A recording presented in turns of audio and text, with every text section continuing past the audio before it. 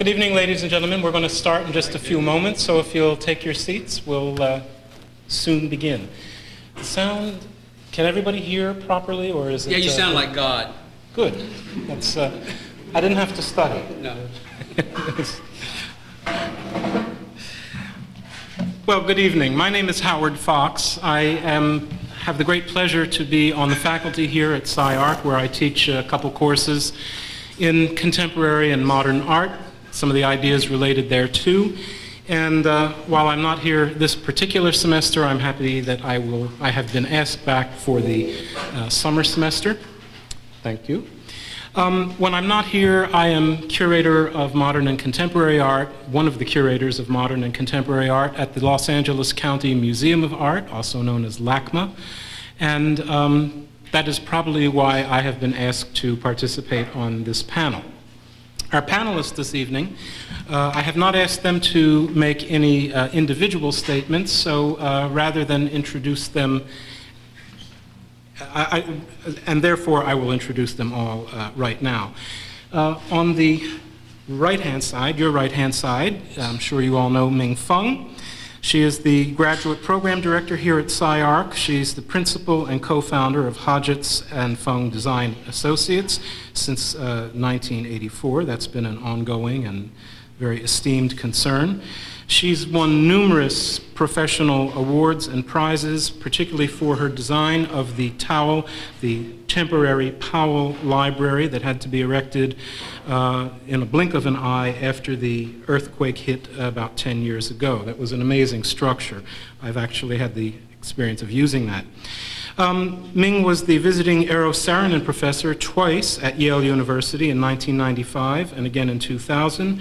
Rizzoli has published a monograph on her work, and she is a member of the National Council of Arts, which is a position of policy, national policy towards the arts. Right here, my buddy, Coy Howard. On the studio faculty here at SCI-Arc since 1979. He's also been chair of the Department of Environmental Arts at Otis College of Art from 1991 to 1996. According to his biography, he seems to lecture just about everywhere, and I've heard this man speak, and I can understand why he gets all of those invitations. His current and recent projects include a design for a 500-seat movie theater at the University of Chicago. He's done exhibition, collections installation for the Los Angeles County Museum of Art, and he's also designing a collection of tables and seating. He's also was instrumental in selecting the architect for MoCA, Isozaki, back about, what, 15 years ago? 85, quite a while ago. So you've had some experience with museums. Ingalill Wahlroos-Ritter, to my right, your left, is a very impressive figure whom I just met yesterday for the first time, and we had excellent discussions. She's a principal and project architect for numerous aspects of the Corning Museum of Glass in Corning, New York, having designed some 140,000 square feet in various pavilions and wings of that building. Very, very impressive work indeed. She has collaborated on other museum projects, including parts of the building and the design for the Virginia Museum of Fine Arts, the Renaissance Royal Ontario Museum, and the North Carolina Museum of Art. She's currently teaching both here at SCI-Arc and at Yale. That's an interesting commute. And I know that she has in her mind what is waiting to become the authoritative and very compelling publication on the history and evolution of glass in architecture from the 1970s to the present and the future. And finally, Brooke Hodge, who is curatorial colleague of mine, curator of architecture and design at the Museum of Contemporary Art. That's another museum here in Los Angeles. You've been there, what, since 2000? Yeah, 3 years. So 3 years now. Prior to that, she was Director of Exhibitions and Publications at Harvard Graduate School of Design. She's organized exhibitions on architects Peter Eisenman, Zaha Hadid, Norman Foster. She's also theater designer Robert Wilson, and recent work in progress exhibition on Frank O. Gehry at MoCA, which I'm sure you all saw. Your next project is about the intersection of fashion and architecture. That promises to be a real winner, I'm sure. Joining us shortly will be Kazis Varnelis, who is historian of architecture and urbanism here at SCI-Arc. His work is a sustained investigation into the architect's relation to global capitalism and the role that telecommunications in particular plays in shaping cities and new social behavior. Just yesterday, I checked out a website that he's co-founder of, the Architecture Urbanism Design Collaborative. That's an extremely stimulating and provocative website. If you haven't checked it out already, you owe it to yourselves and to your colleagues to do so. Tonight's topic, investigating the role of the museum. I'm not sure that I understand what the topic is fully. I'm sure that our discussions will engender an investigation of our own ideas. Museums, of course, have a public role that we all recognize. It plays a artistic, I'll talk for the moment about art museums. We know its cultural and historical roles. We know its educational role. But museums have many, many constituencies. Often they have constituencies that they don't even know that they have. How could that be?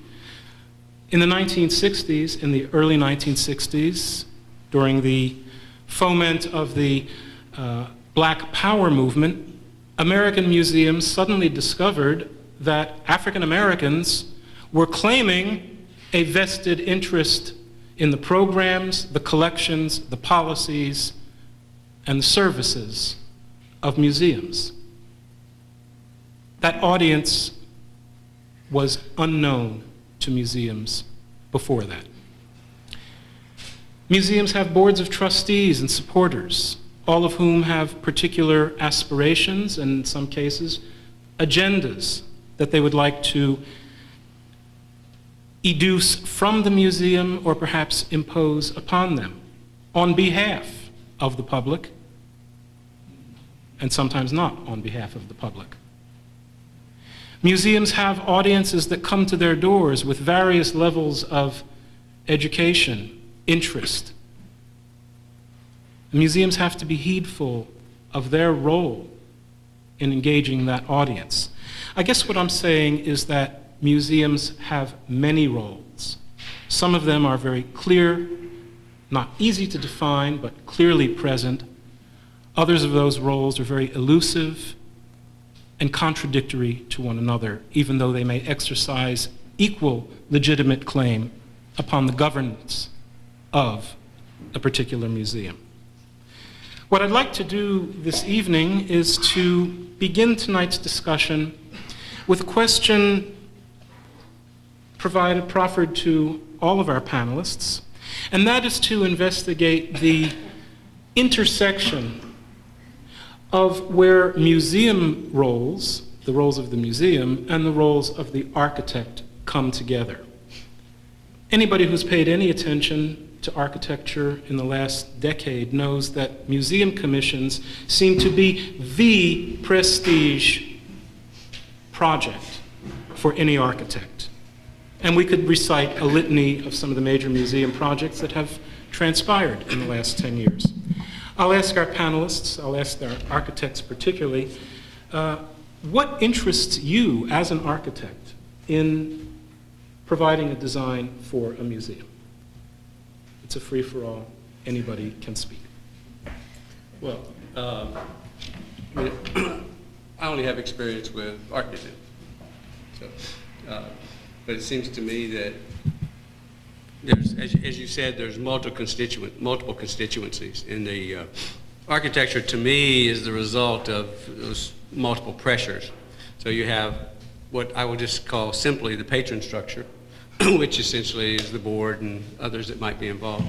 And they have very definite needs, and primarily those needs have to do with certain social status, certain prestige issues with regard to their role in the community. They also have a kind of, what should we might say, a kind of role of salvaging basically in many cases their careers in the commercial world. In many cases they use the investing of monies into the museums as a way of essentially as an act of purification. And this is a very dominant aspect of a lot of patron contributions. Purification of what? Purification of what they might feel are less than generous gestures in the business world that they've been involved with. So, and this is a fairly common thing in terms of my own experience. Secondly, I think you have to deal with the inside forces, and that I would take that to be primarily the artist. And the artists are primarily have a different set of concerns. If I could characterize those, I would say that the patrons are primarily interested in creating buildings which have a certain sense of magnetism. That is, that they serve as landmarks within the community, they serve as edifices which glorify a particular investment on their part, either individually or collectively. The artists, on the other hand, are primarily interested in situations which will promote intimacy of an aesthetic nature. That is, provide a certain kind of quality of experience which will enhance and amplify the nature of the art which they produce in those buildings. My own particular interest in those things really has to do with what happens between those two spheres. Really, how do you operate within those things?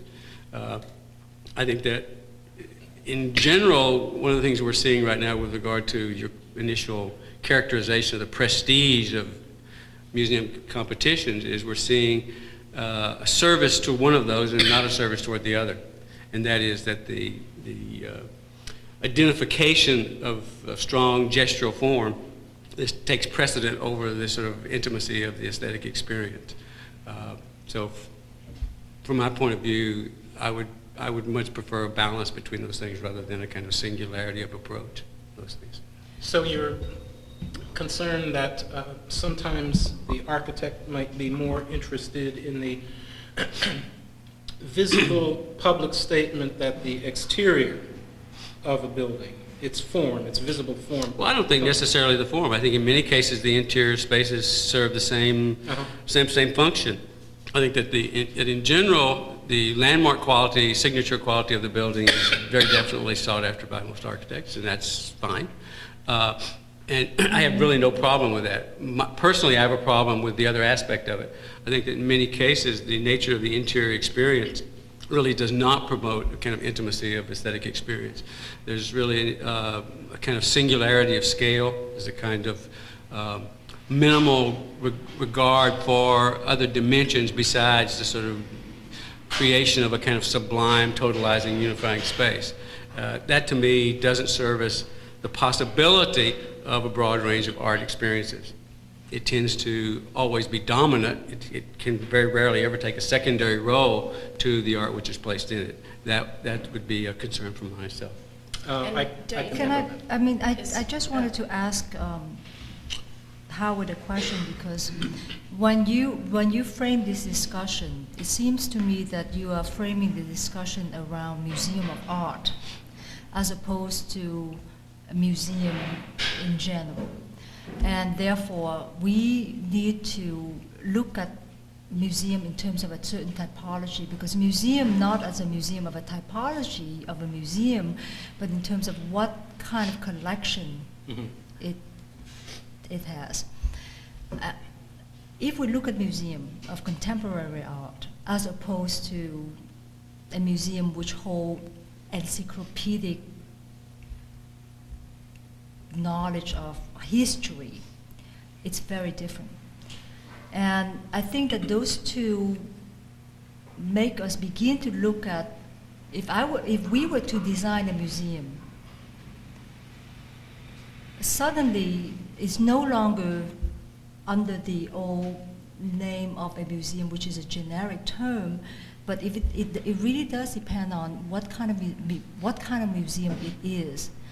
And it could be just as far different between designing a house to designing an office building. depending on the type of museum you're doing and depending on the collection. So I would like to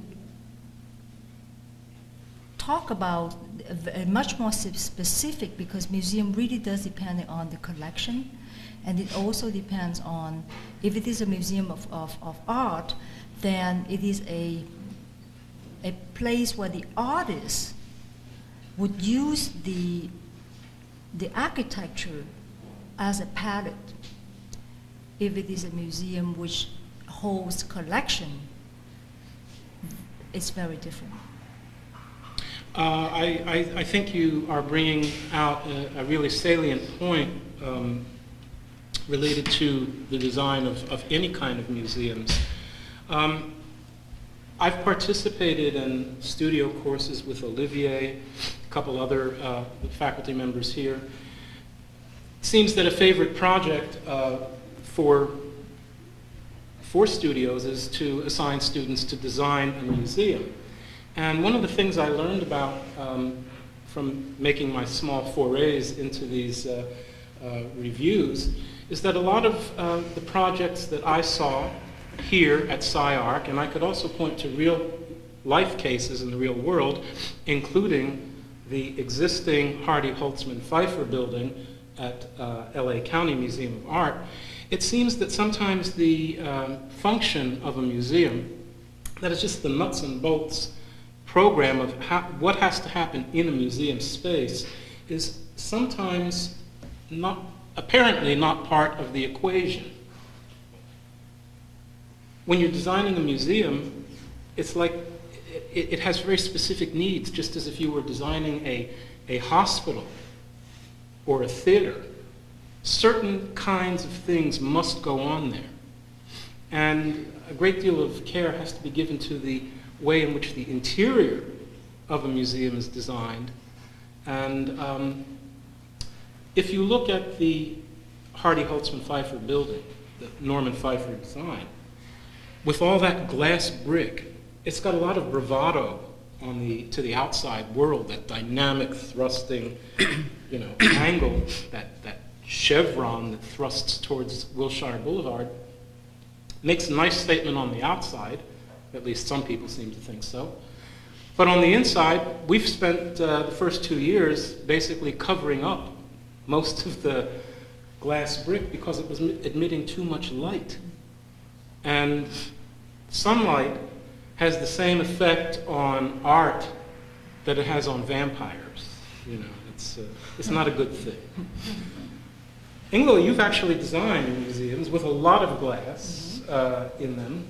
Tell us about your approach in some anecdotal way that might move this discussion. Well, that's what the anecdote that you just described is something that actually happened to us on the Corning Museum of Glass, which was a building for and about the display of glass. And so I think that's a very interesting comment that Ming was making. We had a very particular intention in terms of, we had a very particular collection which had to do with the display of glass. And the building itself then performed a didactic function in explaining a material and how it could operate on many different levels. In terms of the transparency, of course. Certainly in every single project, in the museum project I've worked on, talking about natural daylight is always of foremost importance. And the architect always wants to include a lot of natural daylight. And that causes curators and conservators to always get very, very nervous. It'd be like putting a window in an operating room. Exactly.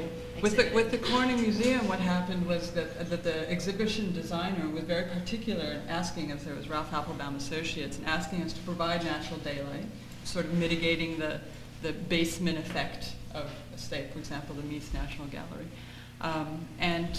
So we did provide a lot of daylight in the main hall, and what happened was, because a lot of the displays were media displays, we ended up having to paint over a lot of the translucent panels that we put in there, which was, I thought, rather unfortunate. But it was an interesting kind of confluence. On one side, we wanted very much to have a natural light within the gallery, which is something that's obviously desirable on many, many levels. But on the other hand, especially with the media, and I think with the media, with digital media, it becomes a very interesting conversation. For example, the Atelier I-beam competition that Diller and Scafidio just won has an enormous amount of transparent walls in it. The MediaTek, the Sendai MediaTek, Toyo Ito. And so dealing and mitigating with the daylight becomes a huge feature and a huge architectural sort of challenge that has to be dealt with on many levels. Let me ask all of our panel, let's just dwell on this issue of daylight for a few moments. What do you suppose is the motivation for wanting so much daylight inside of a museum? Well, it's much more, it's a better way to look at the art. But you know, it always has to be moderated. How much there can be and what kind of work you're showing, and works on paper need much less light. But the MCA in Chicago, for example, has fluorescent lighting, which is the sort of worst possible way to look at art. And so some daylight is great, and I think every museum wants that, and some are more successful than others. I think the Kimball has some daylight coming in and works really well, and if it can be moderated, then I think it. Well, it has to do with color rendition and definition of form, primarily. Full spectrum light is the only light which actually gives full color rendition to, you know, colors, hue, and natural light tending to be controlled can in fact define three-dimensional form as it moves and varies within the space. So those are some very practical reasons that, in terms of sort of displaying objects, art objects. Secondly, it has to do with that as human beings we're phototropic, that is, we move to light, so it can be very advantageous with regard to aiding circulation in the spaces. So those are some reasons. I think that one of the reasons architects like it has to do with a major shift in our culture, which has to do with a shift from the church being the center of religious experience to the museum being the center of religious experience. And so the use of sublime light, the religious light, is really the guiding principle, unspoken in many cases, that architects want. They want to create a kind of profound quality to the space, and that can most effectively and simply be done by the introduction of natural light into the space and playing off of architectural form. There's three real important reasons.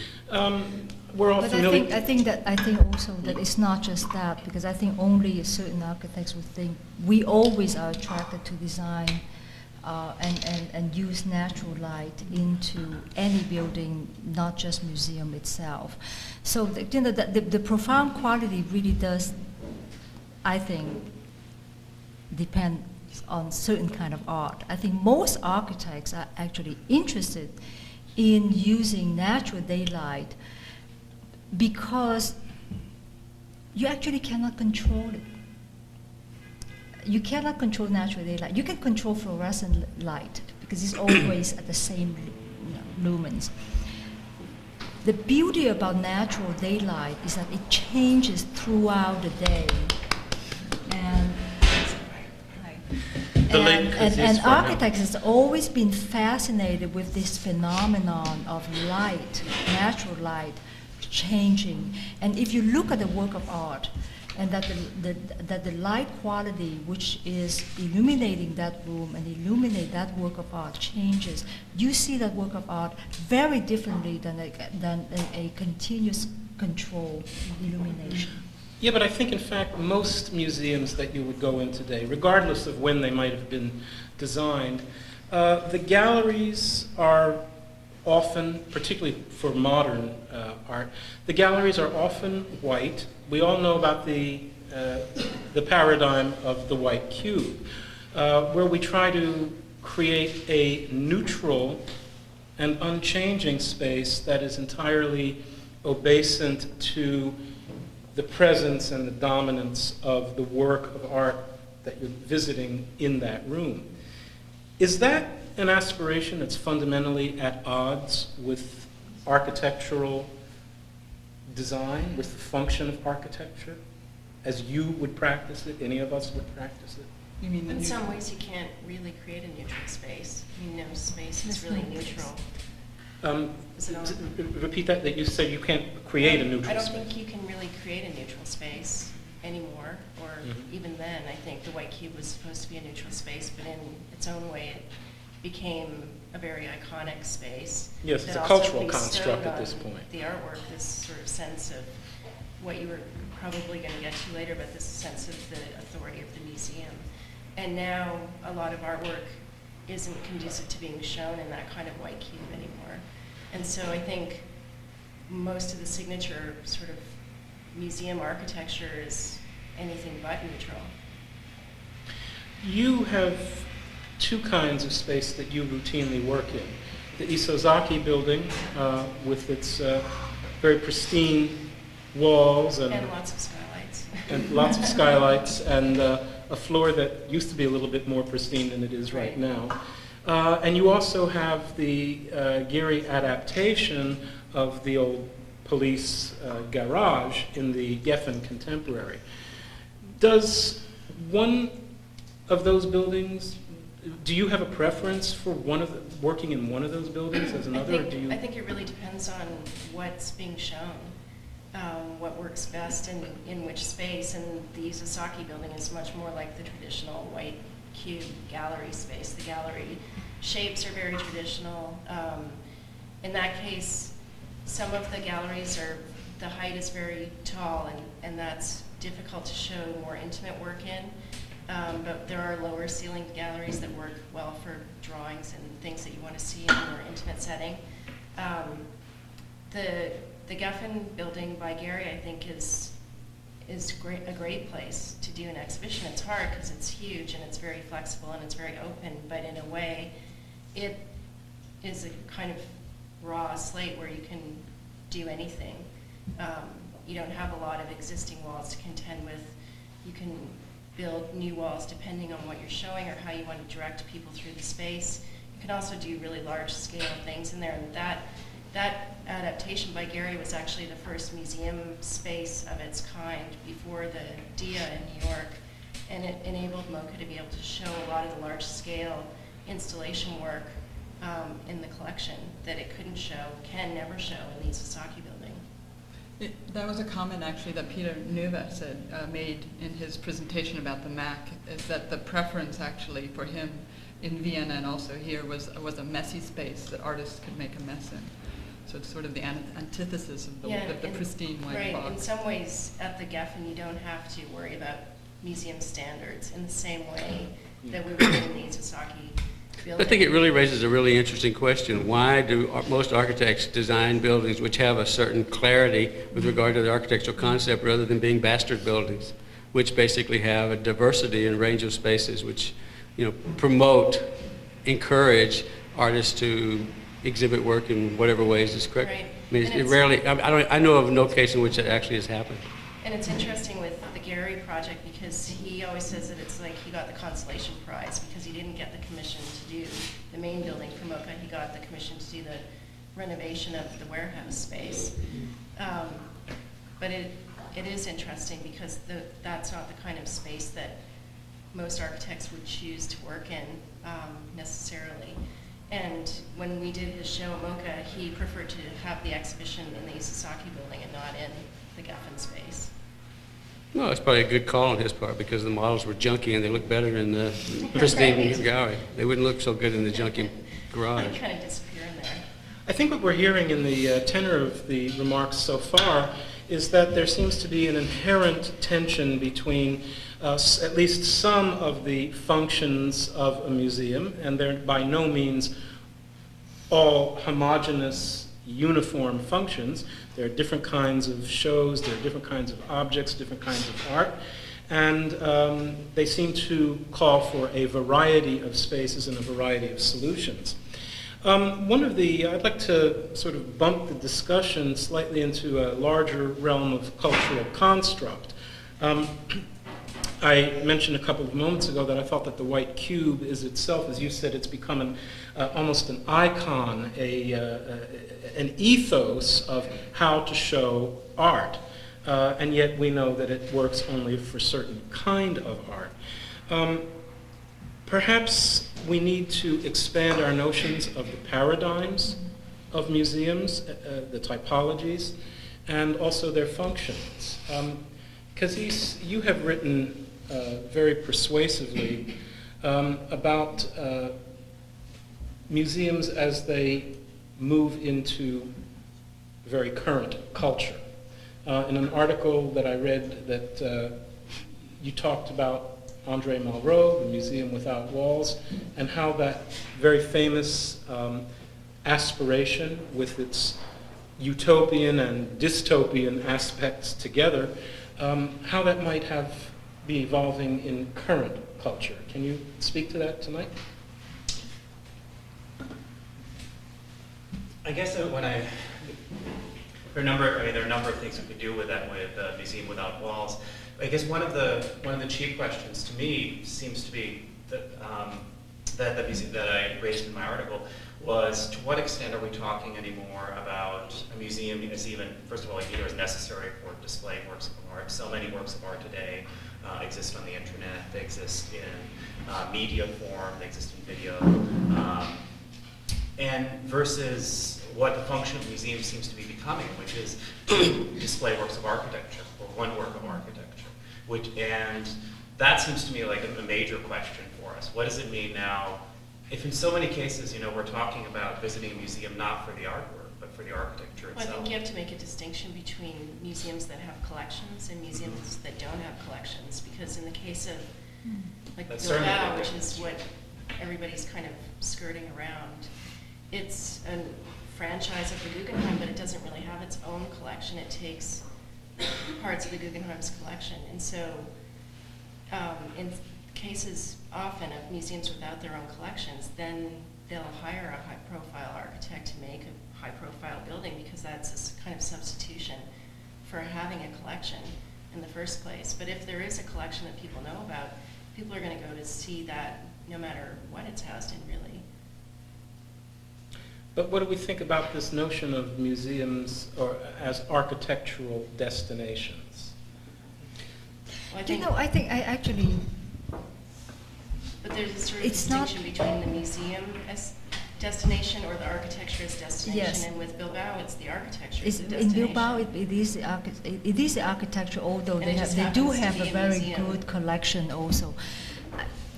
I'm actually interested in talking, for me, the reason why the architecture is something that we want to do in terms of like as a prestige commission has more to do with changing the nature of the museum, changing the nature of the dialogue between the architects and the artists. I mean, I think that architects are very interested in not designing white box for a particular reason. That when we do architecture, we like it to be a piece of work that one can react to. So when you design a museum, if it is a museum for artists, it needs to provoke the artist. And I think that architects are interested in having that kind of exchange, and is no longer interested in just doing a warehouse, a box, where it is only the container, and that the container is neutral. I think that's a very interesting point, and I'm thinking, for example, of the open office project that they just did at Hudson, the DIA Annex, where they work very closely together with artists such as Robert Irwin and A lot of the artists in the collection. and what they ended up with was actually quite neutral and extremely. It's a warehouse. That's But been because they were converted. working with the artists, Yeah. as opposed to working without the artist first, And and then then have the challenging artist them. reacting Yeah. to the space, Yeah. which I think is a whole different thing. Yeah. Yeah, I mean, I would be careful about calling that an extremely neutral, or a neutral space. If it's neutral, it's extremely neutral. Yeah. But that's probably not even correct. I mean, I think they, having listened to Alan and Linda talk about having been there, it seems like it's very much a project that, I mean, it was really about the collaboration of the artists, to the point that became more important than anything else. And I think it's very successful. On the other hand, it is a project that, that Open Office hasn't maybe been able to be identified with as much as, say, Gary with Bilbao, because of the desire, yes, to provoke the artists, to work with the artists, but in a way that would be behind the scenes. Yeah, I think but that's a it's deliberate interesting to strategy. note, though, that an artist designing for their own artwork is operating in a very different way than what Ming is suggesting, is that you're challenging then a dialogue rather than a singular voice. Synergy. I see that we have a couple of questions and comments from the audience, please. Yeah, I'm not an architect, and I came because the title in the newspaper was The Role of the Museum. And I thought there would be a focus on the role of the museum in relation to community, because I belong to the coalition involved with the Southwest Museum, and we are very concerned. A few days ago, we had two people from the Getty trying to help us define our perception of what we want that role to be. We're dealing with quite a very powerful entity called the Orchard, and they've got the money. We've got the collection. And there's a social role that I'm hoping you can help us. I know it's very, very particular, and it may not fit this kind of discussion. But do you have any comments that could be significant for how do you help people? These are not just abstract discussions about light, and they're very lovely. But this is very real and vital to us. This is a living substance for us, that museum that sits there.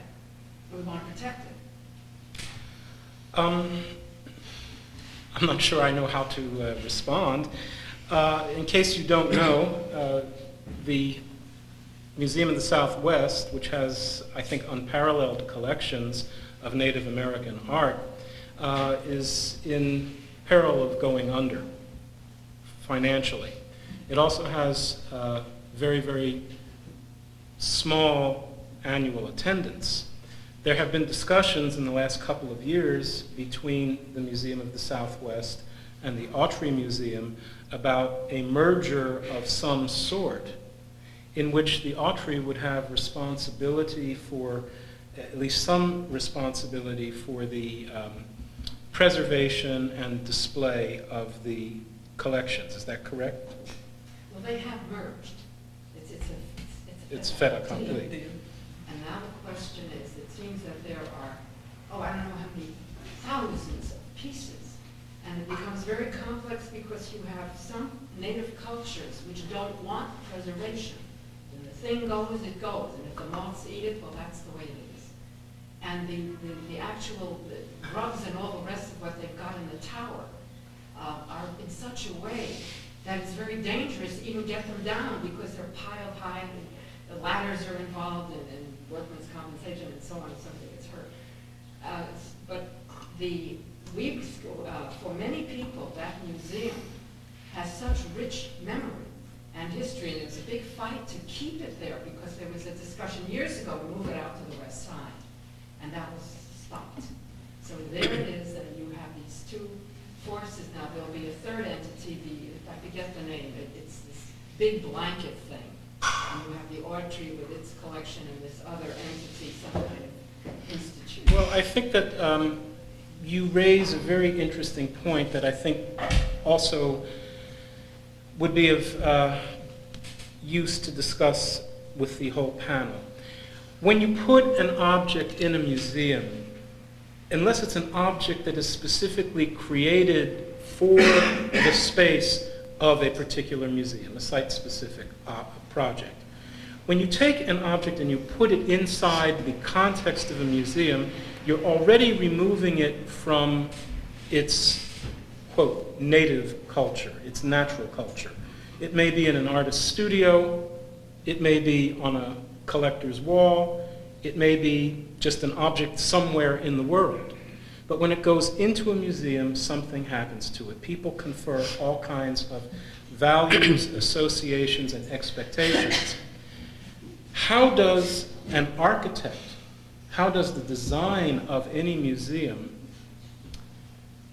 should it effectuate this very artificial happenstance?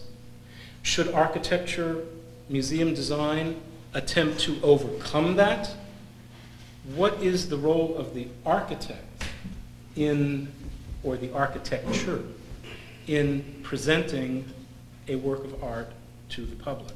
You know what? I think It's an the abstract conversation. question. I mean, it's actually it's not an abstract question because when we were discussing this, you know, a museum has so many different roles, but to a certain extent, the museum is changing what it is doing right now. The reason it's no longer just a depository of all of this knowledge, this collection, and how the public and how people are interested in learning about it needs to change the same way as we need to change how do we do architecture for that same reason. I think that you're separating to a certain extent architecture and design. And I use the word design because going back to what I was referring earlier, a museum is not just a museum of contemporary art. If a museum is to have collection, Etruscan statues and all of that, then it's a very, very different topic. Because then it's not just the architecture, because one has to deal with something which is more minute. And if we look at architecture only at a certain scale, and we only look at architecture in terms of its as a container, then we are not addressing architecture which encompass the collection and encompass that experience of being in the museum, and that the collection is part of the architecture. It's another really important aspect. I mean, I agree with you, to address your question. I think we have to realize that cultural institutions serve other purposes besides the glorification of our objects. They become event structures. And it's unfortunate, but people will participate in an institution more for the social event aspect of it than for the cultural or aesthetic experience of it. In the creation of MoCA, it took us 3 years to create a patron structure that would raise $20 million for that museum. And the people that would do that would only do that primarily because it became the only venue in town that was active at that time. Howard wasn't in charge at LACMA yet. Became the only, I'm not in charge. And a major player. Became the only venue in town for contemporary art. So I think part of the answer that you're seeking has to do with integrating the collection, the nature of the collection, the vitality of the collection, its relationship to cultures. You have to relate that to people's interests such that it becomes something that becomes vital in their lives. They can participate in an ongoing way. It's a very important thing. I'd just briefly like to say one thing that it's interesting when we're talking about the role of the museum, and in the same way that it's difficult to define when we're talking about art museum or what type of collection we're talking about.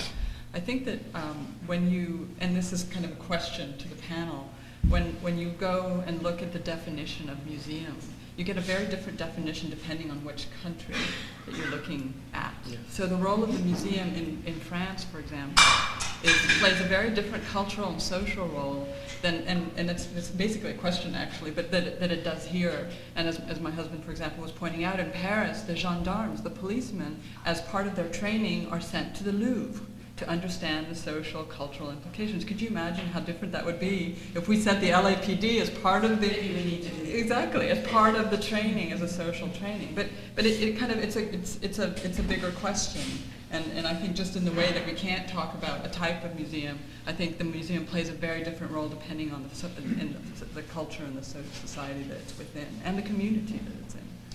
I think so far we've been speaking in a kind of meta language about some very abstract issues and ideas that relate both to museum and architecture.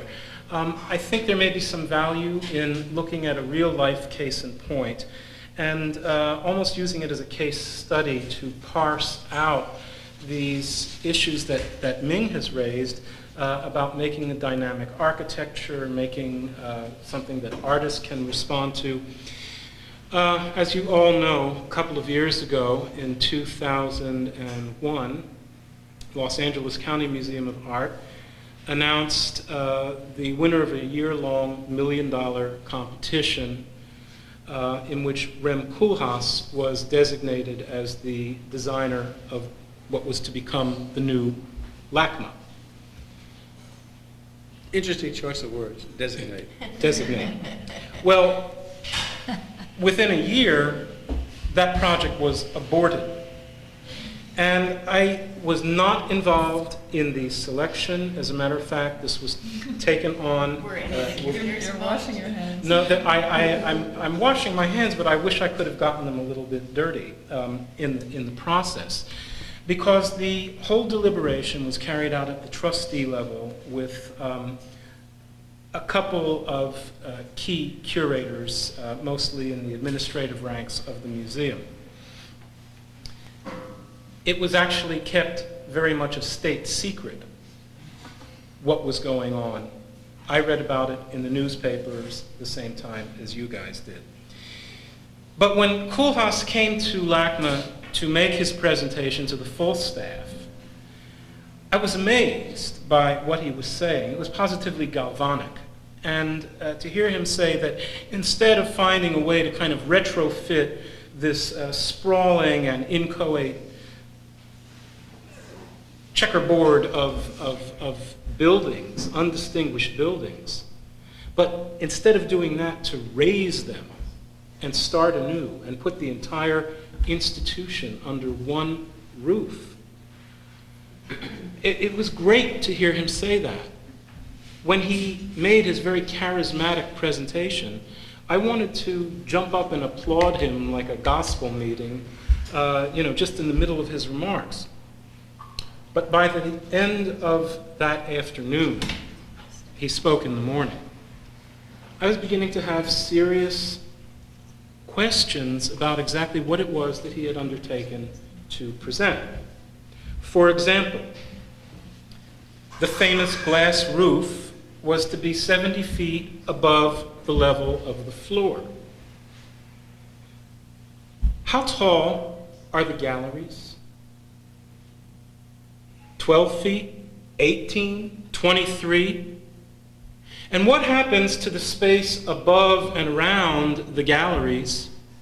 Is it going to read like an art fair in a convention center? Are you going to be constantly aware of all the noise and the echo? What kind of a gallery presentation can you do in a space like that? What is the experience for the viewer? How does it contain or feed or nourish the work of art? Another point, this grand roof was there to admit sunlight. Well, you can't have direct sunlight in galleries. You can buffer it if you want.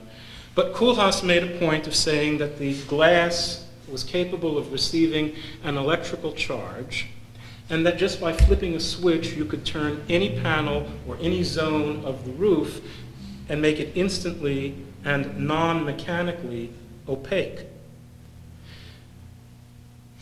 Good. But it also means that 90% of the roof would be opaque at all times if all of that light was falling down into the galleries. So then the question occurred to me, well, are we putting ceilings on the galleries? So that you're walking around inside of boxes that are themselves contained in this huge architectural destination. And Koolhaas made a big point of having a catwalk that encircled the perimeter of the whole site. And people, the way I understood it, people were able to go and sort of look down from this mezzanine at the activities in the museum. Well, if they're going to be looking at galleries with ceilings on them, what actually are they going to be seeing? Hallways and people walking in between?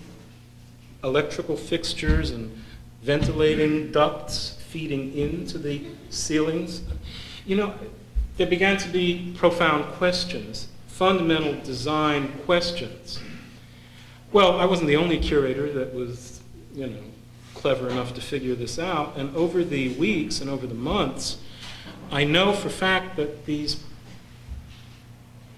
questions and hesitations were presented to the architect.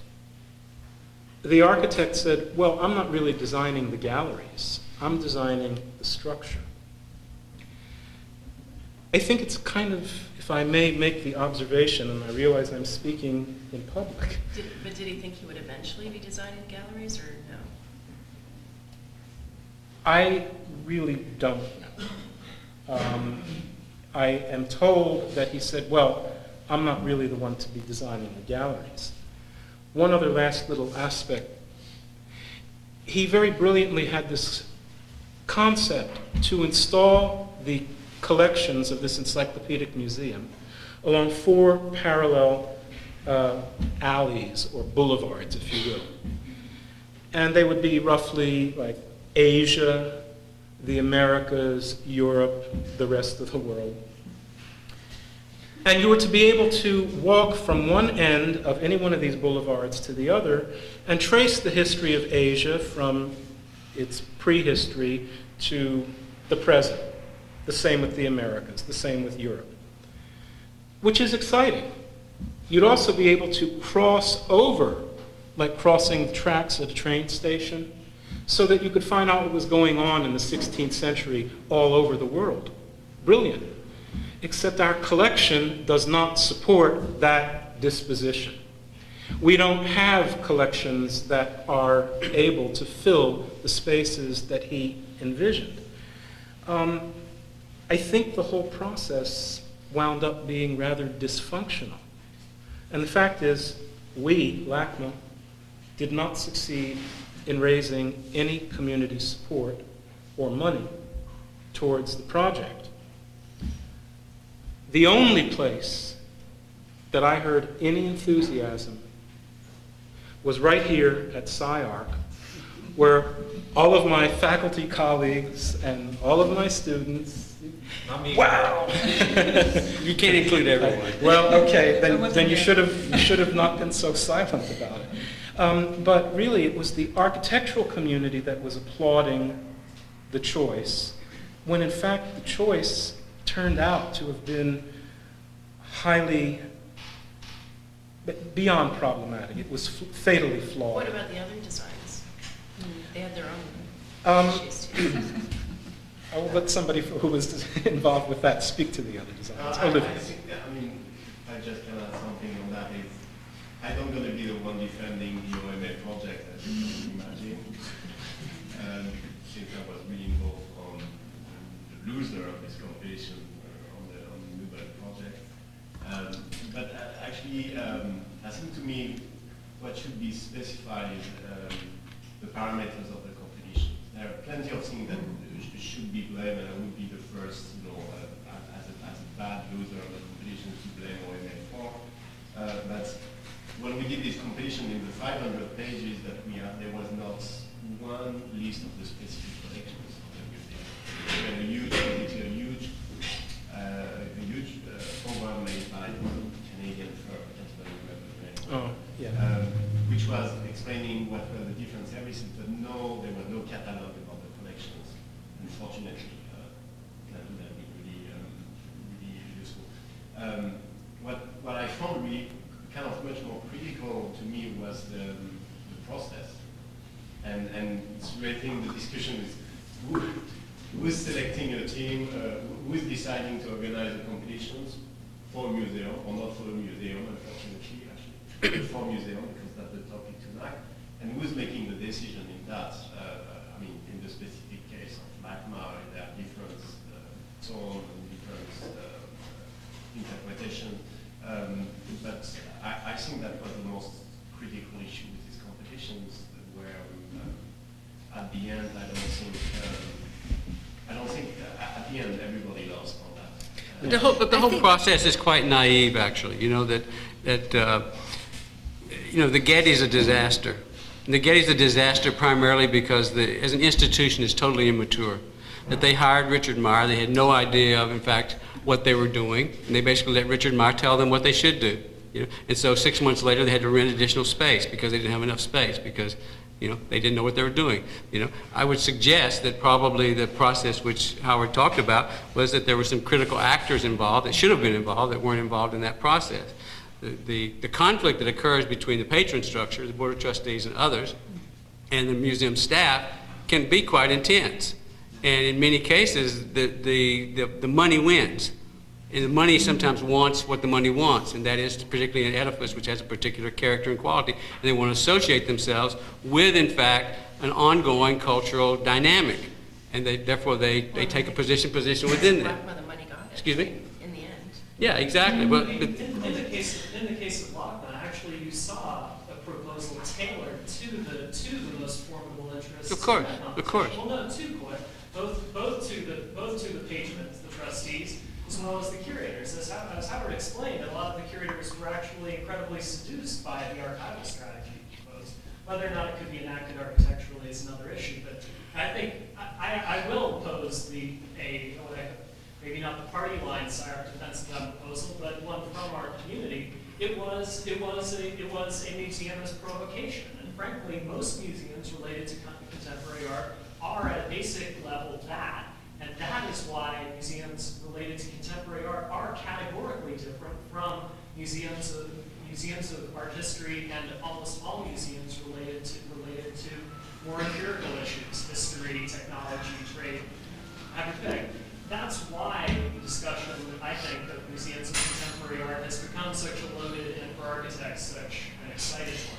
But LACMA is not about just a museum of contemporary art, though, Joe, because I think one of the reasons why we support it, I mean we meaning you, maybe, and I, has to do with the notion that there is an idea inherently behind the design of that museum, and that there was, and I like to use the word challenge again, mainly because the notion of looking at a museum and turning around how the museum should be showing its collection is very, very different. I agree with you. Could I finish my take on LACMA? In short, is that the archive was for the curators and the superstructure was for the trustees. You literally had a library under a circus tent. It's radical and interesting architects because rather than designing a museum, Rem collided two other typologies and presented it as a museum. He presented it on a site that what captured the imagination of most of the people was the idea of raising everything there. It was an enactment of the burning down of LACMA that had been painted 20 years earlier. I think there actually was an incredible, frankly, I think, and unfortunately, I fear that proposal will go down in a kind of storied history on LACMA's part of not carrying through what big gambles they should have. And I'm not saying he had it resolved or would have resolved it successfully, but I actually think it would have been in LACMA's interest to try to carry it through. And one last point, or to kind of clarify, I think museums of contemporary art are interesting precisely because they quantify cultural transgression. And whether that cultural transgression is enacted by the architect or the artists that are included or somehow encapsulated in the building, I think is the crux of the argument surrounding those buildings these days. And I'm wondering actually if there's a way to maybe ratchet the conversation a little bit towards the entries, because I think actually, especially the ones that I'm more familiar with the San Jose competition and perhaps the School of Brooklyn, are actually trying to participate in that discourse. I think, wondering if we can pull that, find a way to. Well, when I was asked to moderate this, I was told that it should not be a discussion or a critique of what's on the walls. But I think if anybody has some comments, Howard, I couldn't hurt. Although I should actually kindly respond to Joe, but talking about this, I kind of actually wanted to respond a little bit to Coy, because when we rarely agree on something, I think it's always worth remarking on, which is good. Coy's brought up this issue of patron structure, which is really crucial for today's museums, and it leads to maybe a point of discussion or a warning or a concern that I have with our newfound love of the museum. Perhaps not newfound, but greater than ever love of the museum in the architectural community. And that's that, absolutely what Coy is saying is going on. That the patrons are interested in finding structures that, or finding some way of getting their name out there, getting their name attached to something big, something that will make it to the front page of the New York Times, which quite literally is a requirement in many cases for a museum project to go ahead, that it would be on the front page of the New York Times, at the very least on the front page of the cultural section, not the LA Times, New York. So in that case, the architects, first of all, there's certain, you hear certain names over and over again. As Rem himself once pointed out, you used to have Richard Meyer everywhere. Now you have... Renzo Piano. Now you don't have Richard Meyer, and he's begging for work, but you have Renzo Piano everywhere, Rem Koolhaas everywhere, and it's against a very small set of names. They're very inclusive, which I wonder, we all have aspirations, well, not me, but architects here, all have aspirations, I imagine, or many of them do, to be a part of that group. On the other hand, it's a very small group, and it's, you could count it on probably one. Five, yeah, I think 5, not even, you don't need 10. And 10 if you count the second tier cities, like Toledo and Pittsburgh and places like, but really 5. And then the other question is, so first of all, is this healthy for architecture? That we've now become, that this situation has evolved? I'm not sure we can do anything about it, but is it healthy? And then the second concern is that I have is that, with the dot-com boom, a lot of people in business believed that there was a model of the, business as a creative enterprise and as something that was in many ways like architecture or like art. And that completely fell apart. And I am concerned that we might be in a museum boom where if we get a few more of these big failures, like we had Hull at Bellevue, Stephen Hull built a museum of art at Bellevue in Washington, and which is now closed. That is now closed. And there have been, the Koolhaas project failed to raise a penny, which is, I think, really interesting. But the Koolhaas project became a vehicle or a springboard for the big patron. It may have provoked Bro to do put that. His name on another building by one of those people on the list of 5 architects. And conspiracy theorists might actually argue that that was the goal all along. That has been argued. But the question is then, are we in danger then? Could architecture, for example, then, big skyscrapers went down. People aren't building that many big skyscrapers anymore. People don't want to do that so much. Is there a danger that we could have this happen in architecture because architects are not only being asked to be architects, not only are being asked to design for the works of art and design something great, but they're also asked to be a very key part of this patron structure, this process of raising money. And one of the problems, the art newspaper, if you don't know the art newspaper, you should check it out. It's a really amazing magazine that talks about the business of art. And they have an MBA reporting on the business of art, and it's his profession. And one of the things he's remarked upon is the difficulty of these museums to launch fundraising campaigns. And the fundraising campaigns tend to revolve now around new buildings. The problem is, once you've built your new building, you've got to, in some cases, fill it. You've got to program it. You've got to fill it. You've got to have the new exhibit, and you've got to, maintain what's there. And this is a big problem, and it's not only a problem actually with museums, it's also a problem with universities. So it may just be a warning on my part, but maybe you have some reactions. I think it is really a much larger question than this, because a few years ago, when all of this search for new director for all of the museum, the Whitney and Mocha, and basically the job description for a museum director, the first question is, can you raise fund? And it completely changed the job description of a museum director, where in the past it used to be the museum director who has to know about all the art and everything. But in America now, the first line, the first question that they have been asked is, can you raise fund? And so, yes, in America. Because they have to, follow in the footsteps of somebody like Tom Krenz, who could raise money and has But an it also MBA. have to do with the notion that we don't have any Political support or state we don't have any support, state support for culture. For You know, that's an museum. interesting question. How many museums do we need? Right, I know, I We think. probably have way too many already, because there's not that much good art. But But in some ways- the other aspect of that is that the rise in museums and the prestige that they now have is really a cultural phenomena which basically has to do with the public's acceptance of contemporary art as a viable experience. You know, that's really only 50 years old. It's not so old. And so, and if my history is correct, as things go in 20 and 50-year cycles. And so we're really at a place now where that's on an upswing. The public has accepted it, and you know they want that as you know a manifestation of that they're culturally hip, and so they have these museums. But in actual fact, you know, most of these museums in Toledo, et cetera, they've got 3 good pieces. You know, a lot of it's junk. Yeah, but you're only seeing the museum in the deadest way I've ever heard. Mhm. For example, the Japanese American National Museum, Mhm. the Fowler Museum. Mhm.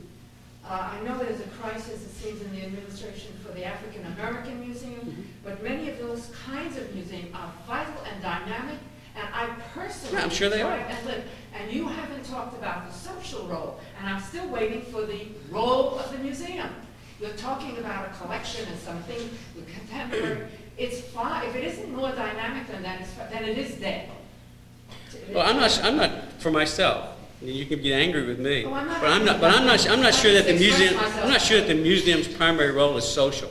I don't think it in the way in which you're probably using. You're probably using that. You know, the wine and cheese. I'm not talking about that. No, well, I will Speaking of say, which- as, in my hat as panel moderator, I will say that I think that we have been talking about some of the larger social dynamics that go into the planning and conceptualizing of museums. I grant you that the discussion has been a meandering and at times vague one, but we're dealing with some very abstract concepts. In fairness to the rest of the audience, we have about 3-4 minutes left. Would some of you like to make some comments, address questions to any of the panelists? Another very brief one. I think you're absolutely right. Museums do play a much more complex role in society than simply delivering the most radical art to society. However, and in Europe, they actually do that. And they do that in Europe because European cities invest between 10 and 15% of their budgets in cultural works. Some of them are contemporary art. A lot of them are all the other pursuits that can find their way in museums and should be celebrated in them. In the U.S., there isn't a city that spends more than 2% of its budget on culture. And in Los Angeles, we nearly lost, the fraction of 1% that went to cultural affairs. The reason we're talking about contemporary art, the reason why I think a lot of the dynamics driving the controversy you're dealing with the Museum of the Southwest and the Altry is simply one of the museum isn't dead, but it's incredibly stark. I mean, we are excited about all of these things, but there is no actual collective society support or just a hair's breadth of one.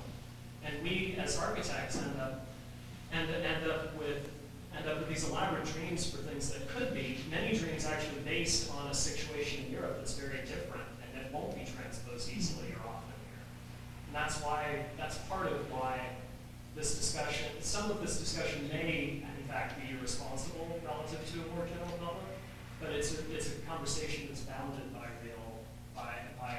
dynamics larger than us.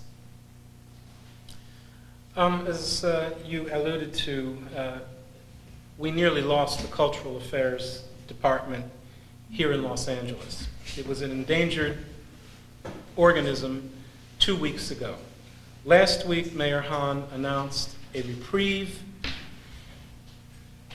preferring, rather than terminating the agency, seeing if it could redefine its role to promote cultural tourism. I think by way of concluding, I would ask, even here at SCI-Arc, we promote ourselves as part of this kind of cultural tourism. We boast that we're helping the economic revival of this area. We may even become a victim of the economic revival of this very plat of land on which we sit. Are we content to have architecture, buildings, museums, schools of architecture serve as economic engines and remedies for larger social problems. I think your question is relevant. There are deep social issues here, and I think what I'm hearing in the discussion is that we are all in the process of looking at, evaluating, and reevaluating our notions of the paradigms of cultural institutions. Would you all please join me in thanking our other panelists, Kazis, Ming, Coy, Ingalill, and Brooke. Thank you.